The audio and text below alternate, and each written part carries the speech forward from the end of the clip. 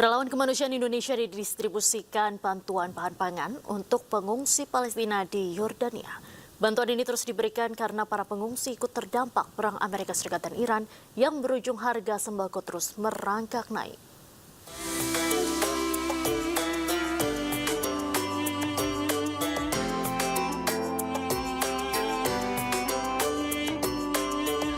Tim Relawan Kemanusiaan Indonesia beserta mahasiswa Indonesia di Yordania distribusikan bantuan bahan pangan dan daging untuk pengungsi Palestina di Yordania.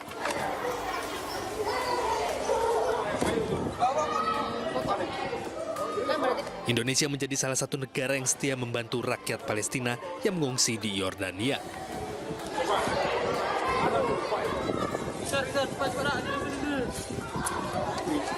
Selain itu, Yordania juga menjadi salah satu negara yang menampung 1,5 juta pengungsi dari Palestina semenjak perang pecah antara Israel dan Hamas. Pendistribusian ini dilakukan di kamp-kamp pengungsian mencapai 10.000 paket per kamp pengungsian Palestina. Donatur para muslimin untuk membantu saudara-saudara kita Palestina. Terima kasih. Wassalamualaikum warahmatullahi wabarakatuh. السلام عليكم ورحمة الله وبركاته. أنا من مخيم السخنة. نشكر لجنة بيت الزكاة ما قدموه لنا من لحوم ويوم طبي مجانا ولهم جزيل الشكر والله يعطيكم العافية. Bantuan bahan pangan dan daging ini karena minimnya bantuan dari internasional dan naiknya bahan pokok akibat konflik Timur Tengah. Selain bantuan bahan pangan, para pengungsi Palestina di Yordania membutuhkan obat-obatan dan perawatan medis. Pemirsa, keributan pecah di tengah pertemuan PBB atau Perserikatan Bangsa-Bangsa pada hari Jumat. Dubes Israel untuk PBB Danny Danon terlibat adu mulut dengan salah satu pejabat PBB lantaran tidak terima pasukan Israel dilaporkan melakukan kekerasan seksual. It should not be personal. I have a point of order. Shame on you. I have a point of order. You spoke, I now will I not speak. walk out. You walk out. We have Shame on verified you. evidence. You part of This is a point of order. Duta Besar Israel untuk PBB Danny Danon terlibat adu mulut dengan Vanessa Frazier, perwakilan khusus Sekretaris Jenderal PBB untuk anak-anak dan konflik bersenjata. Konflik bermula saat Danon menyampaikan pidato, menyampaikan rasa tidak terima dan merasa dituduh bahwa pasukan Israel melakukan kekerasan seksual. Kemudian Danon meminta Pramila Patten, perwakilan khusus PBB untuk kekerasan seksual dalam konflik, untuk mengundurkan diri.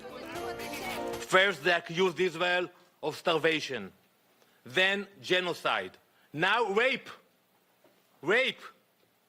Every few months a new blood libel is dressed up as a UN report. Ms. Pamela Patten,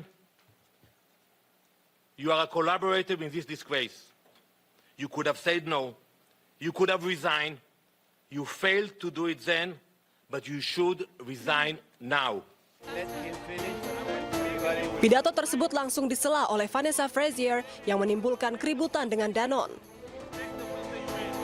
I'm sorry, but I have to make a point of order. Because this is what the chair should be doing. I make a point of order. They should not be personal. It should not be personal. I have a point of order. Shame on you. I have a point of order. Keributan tersebut terjadi pada Jumat setelah laporan PBB tentang kekerasan seksual terkait konflik menambahkan pasukan Israel ke dalam daftar pemantauan PBB atas tuduhan yang melibatkan tahanan Palestina. Meski Israel menolak, namun pejabat PBB mengatakan bahwa kesimpulan tersebut didasarkan pada informasi terverifikasi yang dikumpulkan melalui mekanisme pelaporan PBB yang telah ditetapkan.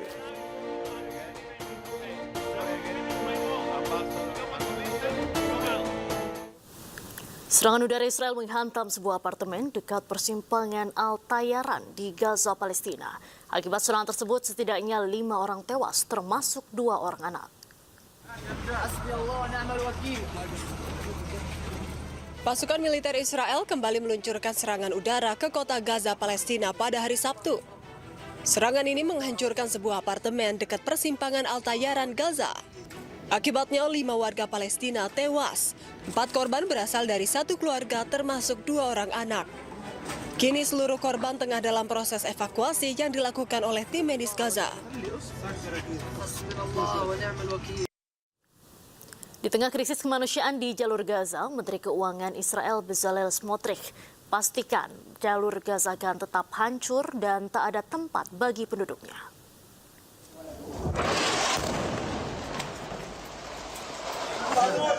Israel terus meluncurkan serangan militer ke berbagai wilayah di jalur Gaza Palestina. Konflik yang terus berlanjut ini telah mengakibatkan krisis kemanusiaan, menelan korban jiwa, serta kerusakan infrastruktur yang parah.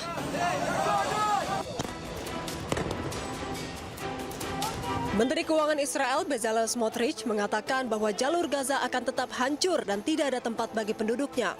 פירקנו להם את הצורה, לא היה דבר כזה מעולם. נכון, עוד לא השמדנו את חמאס עד הקצה, אבל אנחנו שולטים בין 60 וכבר מתקרבים ל-70% ברצועת עזה, ומשמידים את כל תשתיות הטרור שם, וכולם מבינים מה המשמעות של הדבר הזה, ויש לנו לגיטימציה בינלאומית לזה שאין שיקום בלי פירוז, עזה יהיה חורבות, בסוף תהיה משם הגירה, כי אין מה לחפש שם בעשורים הקרובים.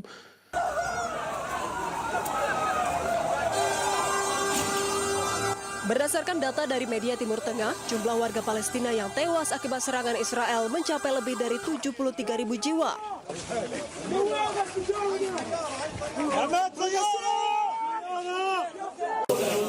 Sementara itu, jumlah korban luka tercatat mencapai lebih dari 173.000 orang sejak perang pecah pada Oktober 2023 hingga kini, dengan sebagian besar adalah perempuan dan anak-anak.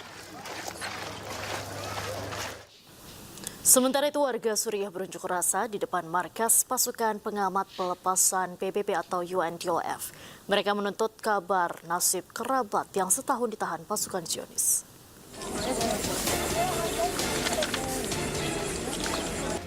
Warga kota Quneitra berkumpul di depan markas besar pasukan pengamat pelepasan PBB Suriah. Mereka menuntut informasi nasib kerabat mereka yang ditahan pasukan Zionis Israel. Warga berunjuk rasa sambil membawa foto kerabat mereka yang menjadi tahanan Israel.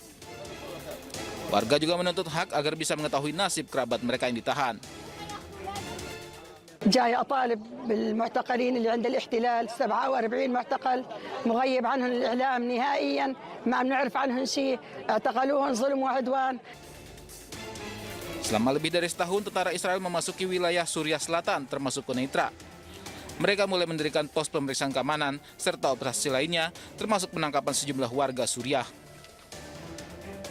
Warga kota Tyre, Lebanon membersihkan puing-puing bangunan yang hancur akibat serangan Israel.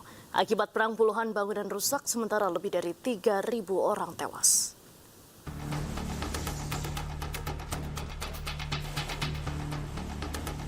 Petugas dan warga membersihkan puing-puing bangunan yang hancur akibat serangan Israel di kota Tyre, Lebanon Selatan. Para pemilik toko juga berupaya memperbaiki tempat usaha mereka yang rusak. Akibat perang, banyak warga menanggung kerugian ekonomi hingga kehilangan orang-orang tersayang. Mereka berharap serangan Israel di negaranya dapat segera berakhir.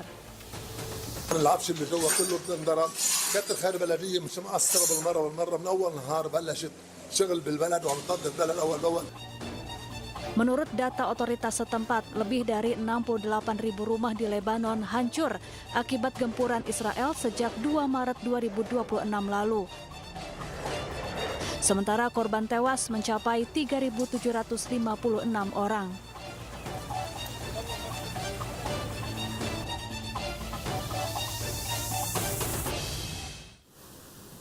Sebelum kesepakatan damai Hizbullah dan Israel, rudal Hizbullah terus menggempur pasukan Zionis Israel di kota Al-Qantara di Lebanon Selatan.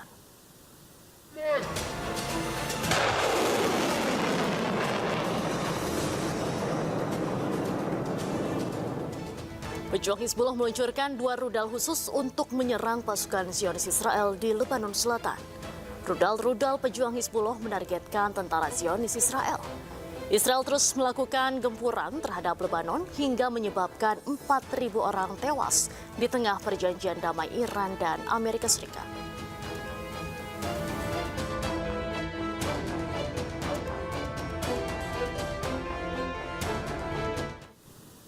Usai melancarkan serangan ke Lebanon Selatan, Israel dihantam drone peledak Hizbullah.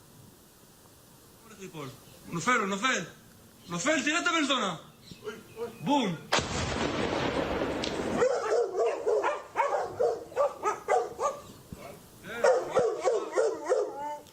Drone peledak pejuang Hizbullah berhasil menembus langit Israel. Drone Hizbullah tersebut meledak di dekat permukiman pendudukan Israel. Ledakan besar membuat sejumlah warga Israel ketakutan dan panik.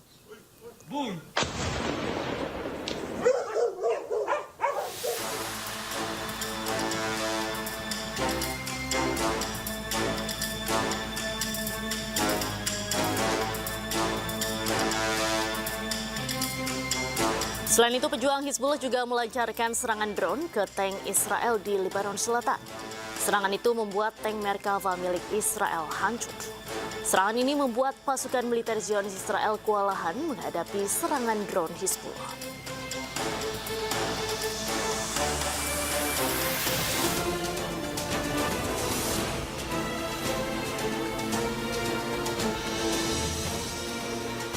Sebelumnya, drone pejuang Hizbullah juga melakukan serangan ke tentara Zionis Israel tanpa henti di Lebanon Selatan. Serangan drone Hizbullah menargetkan kendaraan taktis militer Zionis Israel.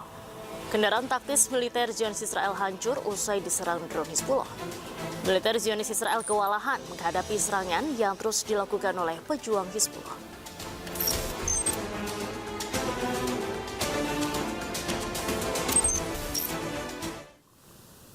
Angkatan Udara Zionis Israel melakukan penghancuran dan membunuh pejuang Hizbullah di Lebanon Selatan.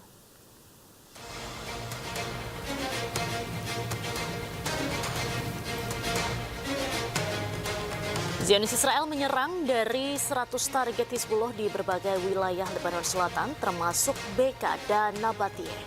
Selain itu, pada serangan udara ini, Zionis Israel mengklaim telah membunuh puluhan pejuang Hizbullah. Militer Zionis Israel akan terus melakukan serangan jika Hizbullah terus melakukan ancaman.